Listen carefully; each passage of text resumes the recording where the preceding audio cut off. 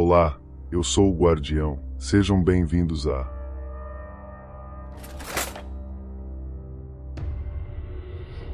Sala de Arquivos. Procurando em nossos arquivos, achei um caso muito curioso que traz situações extremamente estranhas e macabras e com certeza muito além do real.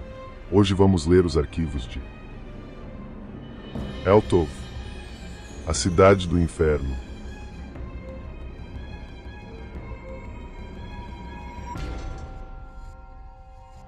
A cidade antes conhecida como Boston Village, que se encontra em Ohio, é uma cidade que teve seu início em 1910. Uma cidade que foi pacificamente construída por presbiterianos. Era uma cidade próspera que estava em constante crescimento, uma cidade bem localizada às beiras da rodovia 271. Durante anos tudo esteve muito bem por ali até que, nos anos 60, tudo começaria a mudar com a Guerra do Vietnã. Muitos maridos e filhos tiveram de ir para a guerra. Foi aí que tudo começou.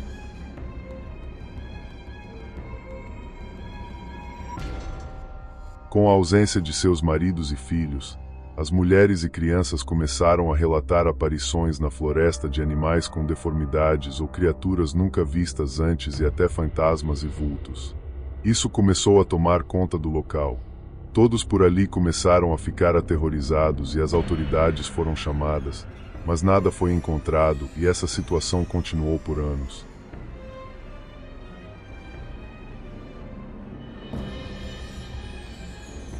Até que em 1968, quando Anthony Costa, conhecido como o primeiro serial killer dos Estados Unidos que nasceu e passou parte da sua infância em Eltov, foi preso, responsável por 16 mortes, 6 no mesmo período que continua sem solução até os dias de hoje.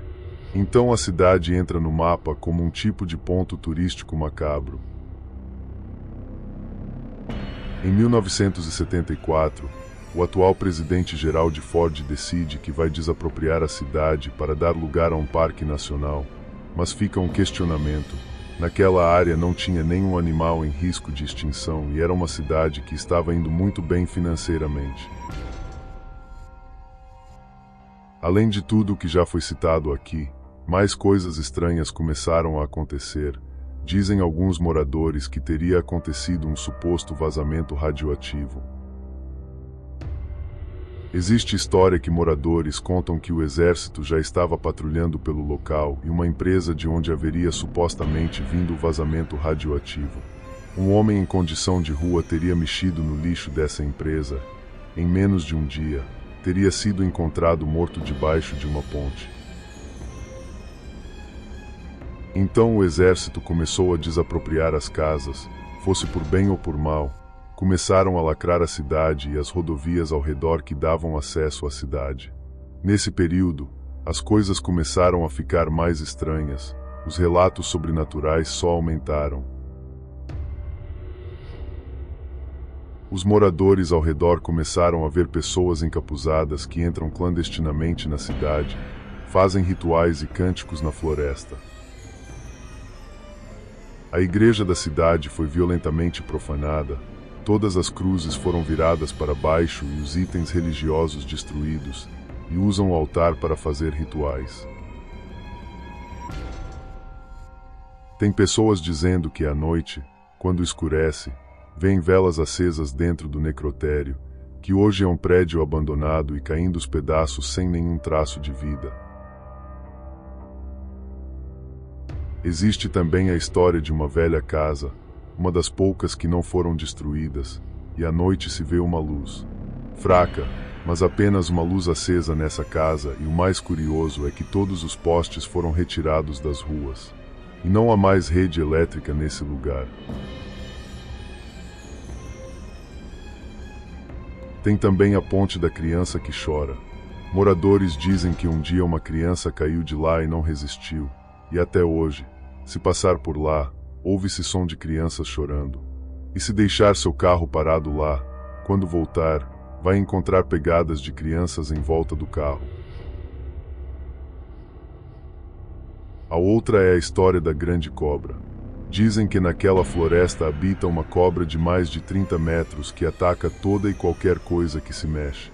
Alguns arriscam a dizer que foi por conta do vazamento de material radioativo, mas ninguém sabe verdadeiramente a resposta. Outro relato é do homem do machado que se esconde na mata próximo à entrada da cidade e tenta atacar todos aqueles que se aproximam. Os moradores dizem que esse homem era um homem com problemas mentais e fugiu de um hospício, mas relatos dizem que esse homem já está morto, mas, mesmo assim, ainda há pessoas que dizem vê-lo na mata. Temos também o relato do ônibus escolar que o município tinha decretado a remoção dele, pois estava em ótimas condições de uso. Existe uma história que diz que esse ônibus havia se acidentado e que ninguém teria sobrevivido. Depois disso, ele sumiu. Encontraram-no na floresta e estava como se estivesse lá há mais de 50 anos, sujo, cheio de folhas e musgo. Dizem os moradores que veem um homem morando dentro deste ônibus, pois vira e mexe via o brasa de um cigarro dentro do ônibus, mas todas as vezes que foram removê-lo, esse suposto homem não estava e sempre algo dava errado na remoção, tanto que este ônibus está lá até hoje. Essa cidade continua uma incógnita até hoje. O Parque Nacional nunca foi construído. Os relatos de acontecimentos sobrenaturais continuam até hoje sem explicação. Ainda há pessoas que entram clandestinamente lá e muitos relatam experiências sinistras e inexplicáveis. Houve alguns canais que fizeram séries sobre a cidade com o Discovery Channel e filmes foram gravados lá, como A Colheita Maldita, um filme inspirado em um livro de Stephen King. Mas e você? Qual é sua opinião sobre essa cidade? Por que será que o governo queria esvaziar essa cidade com tanta pressa? E por que será que ela continua sob constante vigilância do exército até hoje? Deixe sua opinião, seu like e se inscreva no nosso canal. Enquanto isso, fique de olho nas sombras.